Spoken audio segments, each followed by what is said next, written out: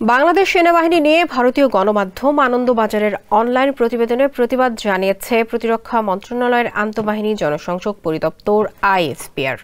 উর্দিতে বাঙালি গণহত্যার রক্তের ছিটে ৫৩ বছর পর বাংলাদেশে ফিরছে সেই পরাজিত পাক ফৌজ শীর্ষক ওই প্রতিবেদনে শুক্রবার বিভ্রান্তিকর ও ভিত্তিহীন তথ্য উপস্থাপন করা হয়।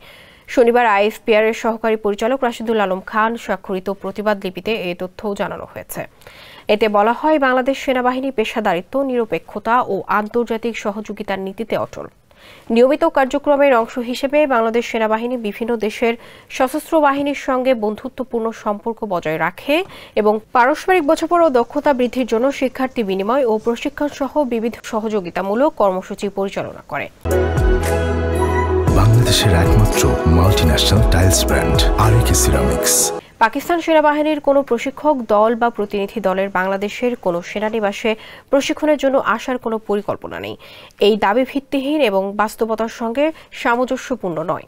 বাংলাদেশ সেনাবাহিনী তথ্যের স্বচ্ছতা এবং সঠিক তথ্য প্রচারের প্রতি প্রতিশ্রুতিবদ্ধ। গণমাধ্যমে কোনো প্রতিবেদন প্রকাশের পূর্বে নির্ভরযোগ্য সূত্র থেকে তথ্য যাচাই করতে বিনীতভাবে অনুরোধ করা হচ্ছে।